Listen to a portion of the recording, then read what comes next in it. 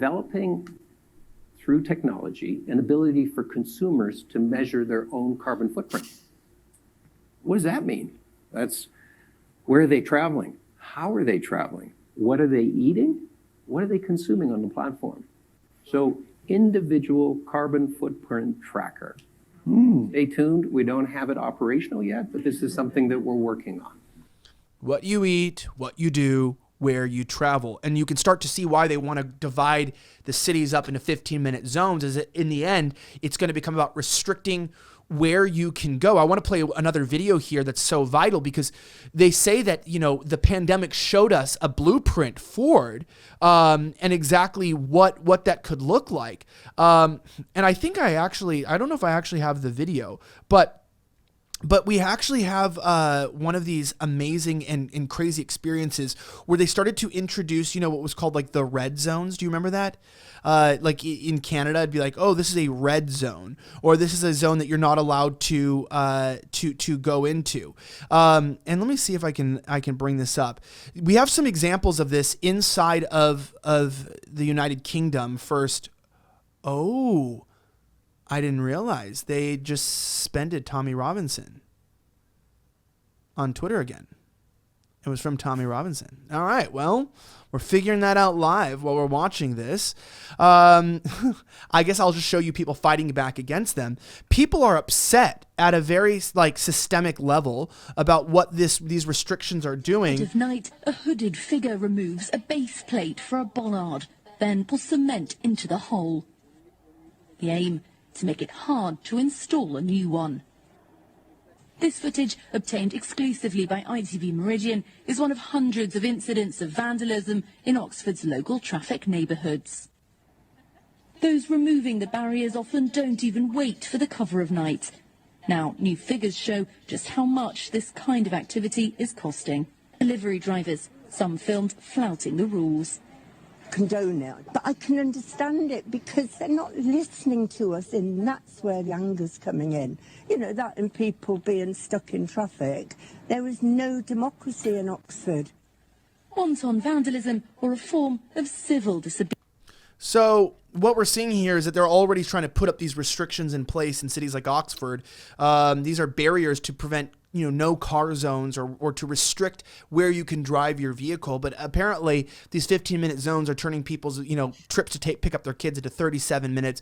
Delivery trucks can't deliver things. And they're acting like, oh, well, this seems like a sad byproduct, but really that's the end solution. They want to restrict because then if it takes 37 minutes to drop off your kid, then you won't put your kid in that school and you'll bring your kid in. And they want to make it harder and harder and longer to live outside of your zone. And so while people are fighting back, and it's good to see people destroying this, I don't know if that's going to be enough. I don't know if that's going to be good enough, because that's the point, is they'll use this destruction, that they'll use this vandalism to install, you know, they already have the camera set up, to install cameras, to install trackers. And the more and more you have a digital ID, if they see you vandalizing one of these or driving over these things, you'll get points reduced, and those points reduced, you can go only buy 2 articles of clothing instead of 3. And, you know, and your life becomes progressively worse. And until there's literally just checkpoints, you can't travel, and you need a permit to literally go across the zones like you did in COVID at many of the border crossings in Australia, in Canada, etc. It got to that point so quickly during COVID, and it can get to that point so quickly again. Yeah, and this is the point of the CBDC, right? The CBDC is integrated into, and a big, huge part of this element of controlling, you know, not just your financial transactions and your universal credit doled out system, but also the where you go, right? So like if you try to go somewhere else and spend money outside of your zone, no, you're not allowed over there, right? You can't buy stuff over there. And once we do that, we're totally under the thumb of this, right? I mean, it's like the dream of every tyrant is to have this centralized, you know, CBDC. It was the BIS dude, the guy with like 14 chins that went on that video and was saying, we will have CBDC, it will track everybody, we'll shut it down, anybody's wallet will immediately turn you off if you do anything or say anything. Like, he just out there said it. Literally the dude from the BIS saying that we're going to have the CBDC so that if you do anything we don't like, your wallet is turned off. No, you don't get to buy stuff. And that's I mean, it's just, I think people have a hard time accepting that it's that overt and that real, and then that's part of the psyop, right? It was Goering was saying that you know when you do a super duper psyop, you just do it out in the open, right? I mean, that's what they're doing here is just do it right out in the open, push it publicly, put it out there, and people won't even bat an eye because, well, for one, I guess people don't know who the BIS is. It's the central bank of central banks. But if the central bank of central banks, which is the central bank for the Federal Reserve Bank of the United States, says this, then, what are we going to do? Well, we have to oppose this. It's like Tucker said, if they get the CBDC, that we're done for, right? But I do think if they do push all this into place, I think eventually it will collapse because, all these utopian socialist type systems, they always collapse because they're so fundamentally against human nature and against the principles of God existing and these kinds of things. They're so unnatural that they just kind of fall apart, right? Because they're all based on these idealistic, delusions that these madmen, these crazy people, these possessed people have to try to kill everybody and put this perfect system into place. The only difference is that nowadays, rather than it being some old ancient revolution or some old monarch or emperor, now it's actually people with, robots and nanotech. That's the danger here. But I still feel like it's not going to be that successful just because it's so over the top, so heavy handed. They will try to push this through for sure. I mean, they're all committed to it, but it's just so over the top. Like, I mean, they're trying to, you were saying with, changing not just clothing, but like identity, right? Saying that, if you say you're a man or a woman, right, that's hate speech. Like when it's a objective fact of reality. So if they're going to war against objective facts and reality, it's a really hard position to push. They're going to do it, but it's like, it's really difficult to sell everybody on, convincing them that the sky is purple when it's blue. Right. And, when I bring this up, like I think this is the video I was looking for earlier of how quickly it can devolve into something. This was during, I believe, 2021 during the trucker protests in Canada. I may be incorrect, and if someone can correct me in the comments, it's totally fine.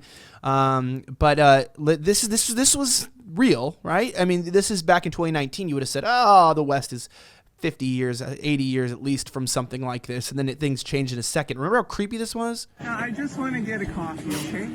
Why is the camera in my face right now? Are you here partaking? You walked Right up now to you're me. in the red zone? I'm scared. I want to go for a coffee down there. Can I go Where's for your a coffee? residence, still being arrested Pardon? right Do you now. live in this? No, You're I not don't live excluded here, from that. but Where do you live? Alberta. Time for you to leave. I can't even go down there for a coffee. No, Go grab your you're stuff in the and red leave. zone right now. If you don't leave right now, you will be arrested. Do you understand me? I can't go for a coffee.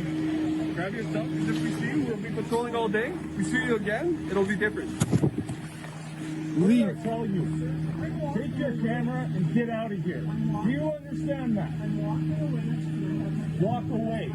Your phone doesn't need to be in our face when you're walking away. Go. Are you going to walk or are you going to get arrested? I was Go. walking. Are you going to walk or are you going to get arrested? And that's quickly how the police turn on you and how much you see that they're not really about keeping law and order, but about upholding systems of power through perceived threat and abuse. I am not anti-police. I've said on the show multiple times. I don't believe that, that we should be in complete anarchy and chaos.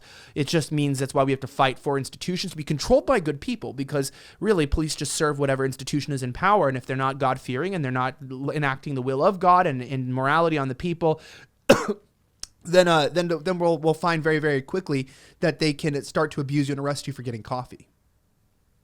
I was funny that you played that clip. I didn't know what clip you're going to play, but really weird synchronicity, providence there, because I've just been reading this book on the East German Stasi because I didn't know a whole lot about the history of the Stasi, and it was like that, right? And you're like, I think if you were to think about back in the 1970s or 60s, like how people tell the stories of how the Stasi operated in East Germany.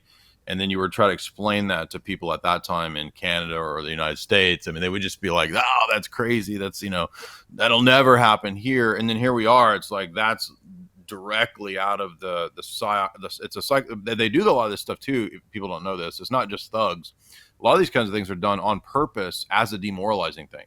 So to harass people, to hit them, knock them down, to destroy their camera, any of that, that's all out of that old East German Stasi model, which they actually perfect. They would do a lot of studies and techniques on how to intimidate, how to mess with people, how to harass them, how to get them in line.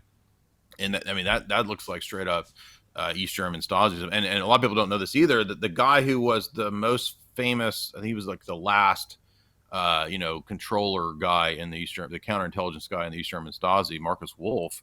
If I recall, Obama brought him over to help structure a lot of Homeland Security, and I wouldn't be surprised if a lot of what they rolled out in terms of these heavy-handed Canadian and American and even Australian COVID techniques, I wouldn't be surprised if they weren't directly from that East German Stasi model.